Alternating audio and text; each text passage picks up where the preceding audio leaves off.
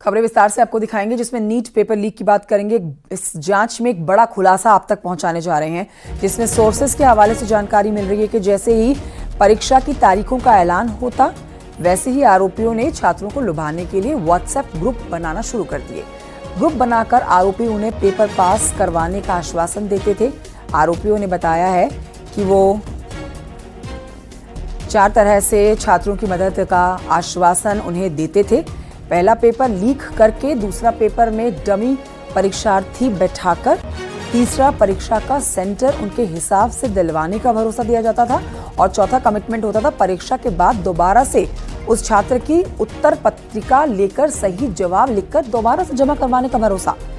तो ऐसा करने के लिए उन्होंने कई छात्रों से लाखों रुपए भी ऐंठे हैं। ये एक बड़ा अपडेट आपको दे रहे हैं इस पूरे मामले में, किस तरह से परीक्षा में धांधलीबाजी हुई है और बाकायदा व्हाट्सएप ग्रुप बनाकर बच्चों को कॉन्फिडेंस में लिया जाता था। व्हाट्सएप ग्रुप बनाकर बच्चों को पास कराने का आश्वासन दिया जाता था। ये सोर्सेस के हवाले से जानकारी मिल रही है। तो नीट पेपर लीक मामले का जांच का ये बड़ा पर्दाफाश आप कह सकते हैं। अब जिस तरह से जांच आगे बढ़ रही है, सीबीआई इस पूरे मामले को देख रही है, वैसे ही बड़े खुलासे हो रहे हैं, कई राज उगल रहे हैं, जितने भी लोग गिरफ्त में आ चुके हैं।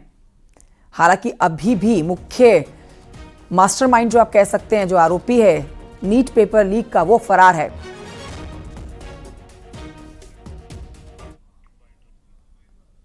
वहीं आपको बताएंगे केंद्रीय मंत्री चिराग पासवान ने दावा किया है कि जांच जारी है, दोषियों को बख्शा नहीं जाएगा और उपेंद्र कुशवाहा ने सख्त कार्रवाई की बात कही है।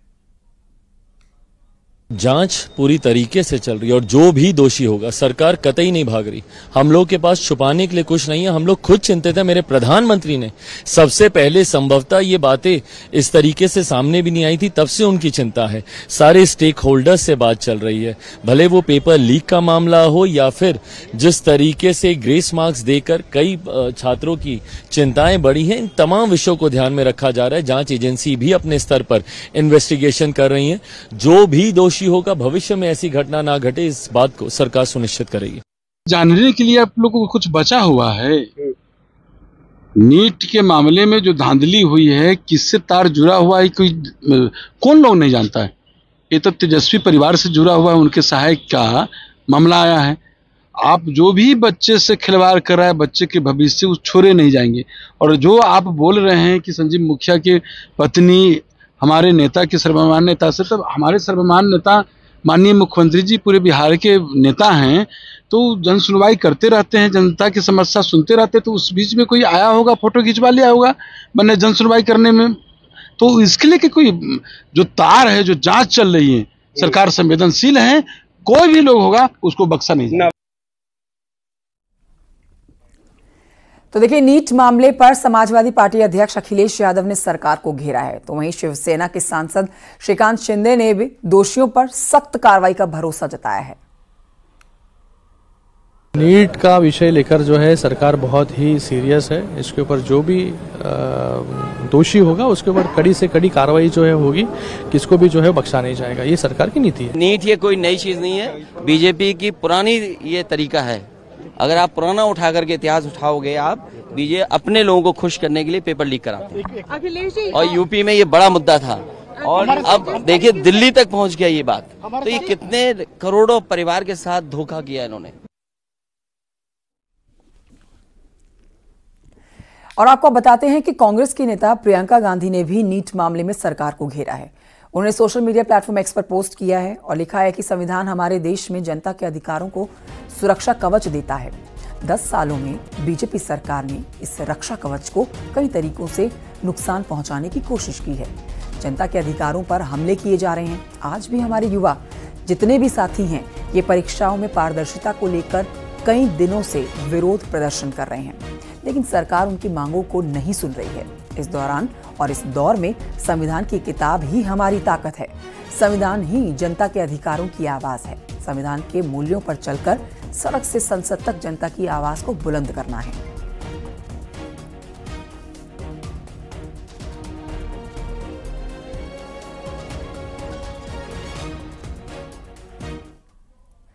तो पेपर लीक का तरीका क्या था? कैसे बॉक्स खोले गए? किस बॉक्स से पेपर निकल गया? कैसे उसे वापस पैक कर दिया गया, इस पूरी थ्योरी को भी सुलझा लिया गया है। देखिए रिपोर्ट।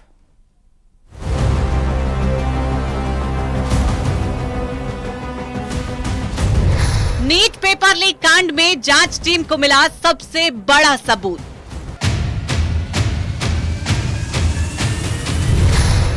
मिल गई वो डायरी जिसमें है पेपर लीक से जुड़ा पूरा कच्चा चिट्ठा।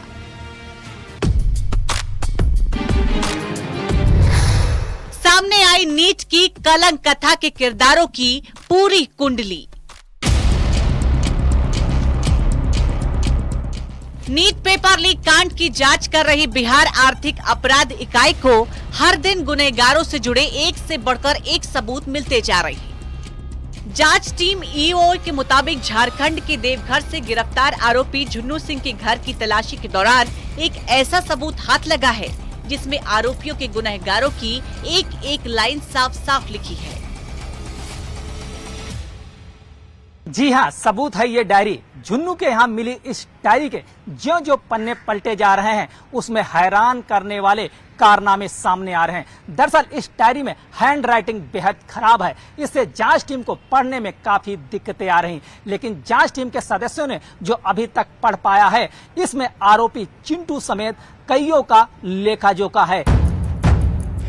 आरोपी झुन्नू सिंह के घर मिली डायरी को लेकर चिंटू समेत अन्य से पूछताछ चल रही है, लेकिन डायरी में क्या क्या लिखा है उससे जानना बेहद जरूरी है। डायरी में आरोपी चिंटू समेत कई लोगों का हिसाब किताब लिखा है। डायरी में छात्र का नाम, परीक्षा, पेपर डील की जानकारी लिखी है। नीट पेपर के लिए 30 लाख से 55 लाख रुपए की डील हुई। इस बीच पेपर लीक कांड में गिरफ्तार आरोपी चिंटू ने जांच टीम के सामने कई खुलासे किए।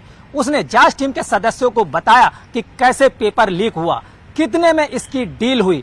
वहीं यह भी बताया कि उसके मोबाइल पर पेपर रॉकी नाम के व्यक्ति ने भेजा था। और वहीं इसके आगे की कड़ी को जोड़ते हुए उसने बताया कि एक स्कूल में छात्रों को बुलाया गया था और वाईफाई प्रिंटर से पेपर के प्रिंट निकाले गए। यानी नीट पेपर लीक की कलंक कथा में रॉकी नाम के आरोपी की अहम भूमिका सामने आई। रॉकी रांची में रहकर एक रेस्टोरेंट चलाता है। उसकी तलाश में छापेमारी जारी है। इसी बीच ईओयू की पूछताछ में चिंटू ने बताया कि रॉकी के माध्यम से सबसे बड़े बायोलॉजी का प्रश्न पत्र और उत्तर आया था। इसके बाद फिजिक्स और अंत में केमिस्ट्री का आया। रॉकी पेपर लीक की मुख्य साजिशकर्ता अतुल वत्स और अंशुल सिंह के साथ सीधे संपर्क में था। रॉकी को ही चिंटू के जरिए बिहार में प्रश्न पत्र सप्लाई करने की जिम्मेदारी थी। चिंटू ने रॉकी से मिले पेपर को संजीव मुखिया गैंग के कुछ लोगों को भी दिया था ताकि सेटिंग कराकर वो लोग पैसे कमा सके। चिंटू ने झारखंड के हजारीबाग में परीक्षा दे रहे कुछ छात्रों को पेपर भेज दिए थे। साजिश को अंजाम देने के लिए आरोपी चिंटू ने 5 मोबाइल खरीदे थे। यही नहीं, इन मोबाइल में अलग अलग नंबर के सिम डाले गए थे और इन सिमों को खरीदने के लिए फर्जी आधार और दस्तावेजों का इस्तेमाल किया गया था। वहीं मामले की जांच बढ़ने पर जब सिकंदर समेत अन्य आरोपी गिरफ्तार किए गए तो चिंटू ने इन सिमों को तोड़कर फेंक दिया। इस बीच नीट पेपर लीक मामले में एक और बड़ा पर्दाफाश हुआ। पेपर लीक कांड के किरदारों में एक नाम और जुड़ गया। वो नाम है मनीष का। जांच टीम के मुताबिक मनीष ही वो शख्स है जो अभ्यर्थियों को लेकर लर्न एंड प्ले स्कूल पहुंचा था, जहां अभ्यर्थियों को क्वेश्चन पेपर दिया गया था। यही क्वेश्चन पेपर अभ्यर्थियों को रटवाया गया था। न्यूज़ 18 इंडिया की टीम पहुंची अभी मनीष के घर पर। मनीष यहीं पे पटना के अलकापुरी इलाके में रहता है और यही वो घर है। उसकी पत्नी घर में मौजूद है और अब से थोड़ी देर पहले जब वो बाहर निकली तो उन्होंने सीधे तौर पर यह कहा कि मनीष पटना में मौजूद हैं और वो पुलिस को पूरी तरीके से सहयोग करेंगे। जो ये घर है मनीष, इनकी पत्नी घर में मौजूद हैं और उनका यह साफ तौर पर मानना है कि उनका पति जो है वो इस मामले में इन्वॉल्व नहीं है। हालांकि आर्थिक अपराध इकाई की जांच में यह बात सामने आया है कि मनीष भी इस पूरे मामले में इन्वॉल्व है। क्वेश्चन पेपर लीक करने का उनके ऊपर आरोप है। आपके किसी भी सवाल का जवाब देना हम हम जरूरी नहीं समझते। मनीष जी जाने, आप जानिए, प्रशासन जाने, आप हमको इस तरह से मनीष को सहयोग करेंगे। हाँ, सहयोग करेंगे, प्रशासन को पूरा सहयोग करेंगे। उन्हीं के ऊपर ये आरोप है कि वो लाकर लड़का लोगों को खेमनीचक के एक शेल्टर में रखे हुए थे, जहां पर क्वेश्चन पेपर दिया गया था छात्रों को।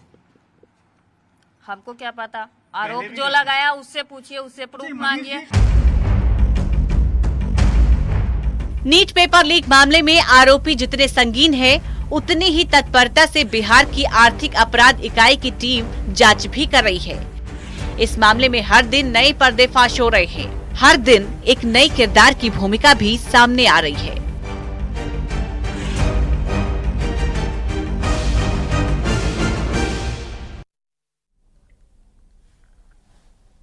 तो नीट पीजी सहित 4 परीक्षाएं अब तक कैंसिल या पोस्टपोन हो चुकी हैं। अब तो नीट यूजी को भी रद्द करने की मांग की जा रही है, लेकिन उन छात्रों के दर्द से जब आप रूबरू होंगे तब आपको पता चलेगा कि किसी परीक्षा का कैंसिल होना या पोस्टपोन होना छात्रों के लिए कितनी बड़ी बात होती है। क्यों सैकड़ों किलोमीटर दूर से परीक्षा देने पहुंचते हैं छात्र, तो वहीं किसी ने दसियों हजार रुपए या फिर लाखों रुपए आप कहिए परीक्षा पर खर्च कर दिए हैं। रिपोर्ट देखिए।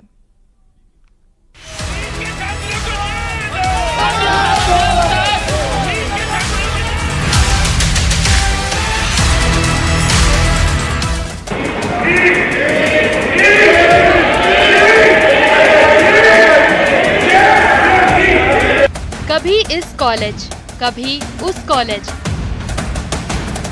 28,000 स्टूडेंट थया छे अने दररोज ए लोगों ने कॉलेज पर जाओ आओ जाओ। कोई सैकड़ों किलोमीटर दूर से आ रहा है तो किसी ने तैयारी करते करते दिन रात एक कर दिया। मतलब अगर कुछ भी चीज़ है तो आप एटलीस्ट 24 आवर्स पहले हमको इन्फॉर्म कर सकते थे। सेम चीज़ कि हम लोग इतना दूर ट्रैवल करके आ रहे हैं, हम लोग को इतना हैरेसमेंट हो रहा है। ना जश्न, ना छुट्टियाँ, ना आराम, पढ़ाई पढ़ाई और बस पढ़ाई। जरा सोचिए, इतनी मेहनत के बाद पेपर कैंसिल हो तो कितना दर्द होता होगा। मुझे नीट में 687 आए हैं 720 में से। बहुत मेहनत से आए हैं और डेडिकेशन से आए हैं। पूरी दिन रात जग कर हमने ये अचीव किया है और ये अचीव करने के लिए हमने हमारे सारे सेलिब्रेशन, बर्थडे सब कुछ हमने दाव पे लगाया था और ये मेहनत करके आए हैं। तो जिन्होंने चीटिंग की है उनको ही दिलवाओ, हम रीनीट नहीं होनी चाहिए फिर से। ऐसी कितनी ही कहानियां हैं, कितनों के दर्द गिनते गिनते थक जाएंगे आप और हम। लेकिन इन छात्रों का दर्द तब भी समझ पाना मुश्किल होगा, क्योंकि जिस पर बीतती है वही जानता है। पेपर कैंसिल होने का दर्द, परीक्षा रद्द होने का दर्द। ऑफकोर्स आंदोलन होना ही चाहिए, क्योंकि हमारे इतना स्कोर इतनी दिन रात मेहनत करने के बाद ही आया है। हमने सब कुछ सैक्रिफाइस कर दिया था, तो रीनीट नहीं होना चाहिए। जब नीट एग्जाम में पेपर लीक का जिन तहलका मचाया था, ठीक उसी दौर में यानी 22 जून को नीट पीजी एग्जाम पोस्टपोन कर दिया गया। ये एग्जाम 23 जून को होना था। नीट पीजी एग्जाम पिछले 10 दिनों में कैंसिल या पोस्टपोन होने वाला चौथा बड़ा एग्जाम है। 9 दिनों में एनटीए की 3 बड़ी परीक्षाएं एनसीईटी, यूजीसी नेट और सीएसआईआर यूजीसी नेट कैंसिल होने के बीच स्वास्थ्य मंत्रालय ने ये कदम उठाया है। अगर ऐसा ही चलता रहा तो पूरा देश बर्बाद हो जाएगा। भारत के बच्चों के भविष्य का पूरा ये भविष्य खराब हो जाएगा। इसीलिए हम लोग यहाँ पे विरोध कर रहे हैं। तो क्या चाहते हैं? हम चाहते हैं कि नीट का परीक्षा फिर से हो, रिजल्ट जितने हो कैंसिल हो। यहाँ पे धर्मेंद्र प्रधान को हटाया। जम्मू कश्मीर की रहने वाली नेहा तबस्सुम यात्रा और होटल पर करीब 12,000 रुपए खर्च कर 22 जून को नोएडा पहुंची थी। डॉक्टर तबस्सुम का नीट पीजी का एग्जाम था, लेकिन ऐन वक्त पर पेपर कैंसिल। ठीक इसी तरह उड़ीसा के कालाहांडी की एक छात्रा 600 किलोमीटर का सफर तय कर भुवनेश्वर पहुंची थी। घंटों का सफर और सालों की तैयारी, लेकिन पेपर कैंसिल। ये किसी 1-2 छात्रों की कहानी नहीं है, बल्कि कितने ही छात्रों का ये अपना दर्द है। 28,000 स्टूडेंट थया छे अने दररोज ए लोगों ने कॉलेज पर जाओ आओ जाओ। छात्रों का अपना दर्द है, लेकिन कुछ शातिर पैसों की खातिर हजारों बच्चों के भविष्य से खिलवाड़ कर रहे हैं। आखिर कब तक पेपर यूं ही लीक होते रहेंगे? कब तक परीक्षाएं कैंसिल होती रहेंगी? कब तक भारत के भविष्य से यूं ही खिलवाड़ होता रहेगा?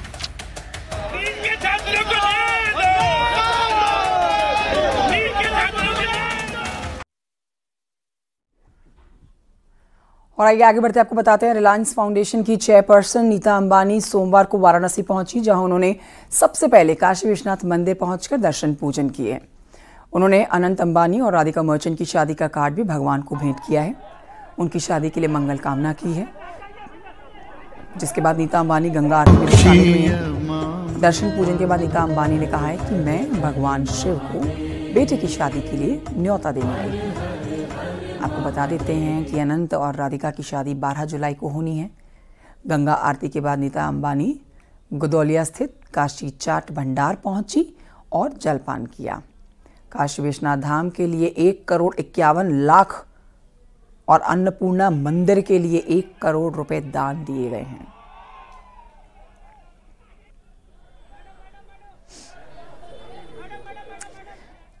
तो बेटे की शादी के लिए सबसे पहला न्योता देने के लिए भगवान भोले को ये न्योता देने के लिए पहुंची हैं काशी नगरी। काशी विश्वनाथ में दर्शन पूजन किए। ये 3 तस्वीरें आपके टेलीविजन स्क्रीन पर है।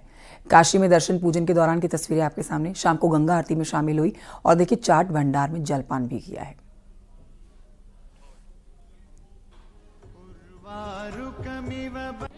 तो आज अभी मैं बाबा के दर्शन करके आई हूँ और I am feeling very blessed.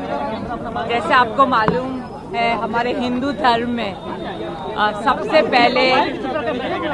सबसे पहले भगवान का आशीर्वाद लिया जाता है।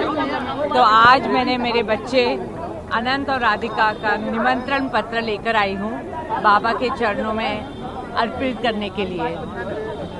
बहुत खुशी का समय भी है, पर ये यहाँ मैं 10 साल के बाद आई हूँ और यहाँ का बदलाव और विकास देखकर मुझे बहुत खुशी हो रही है।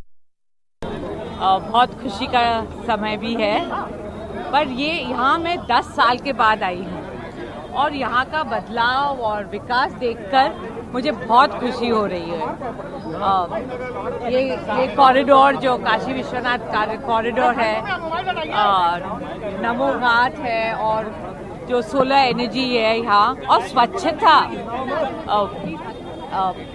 ये सब देखकर बहुत खुशी हो रही है।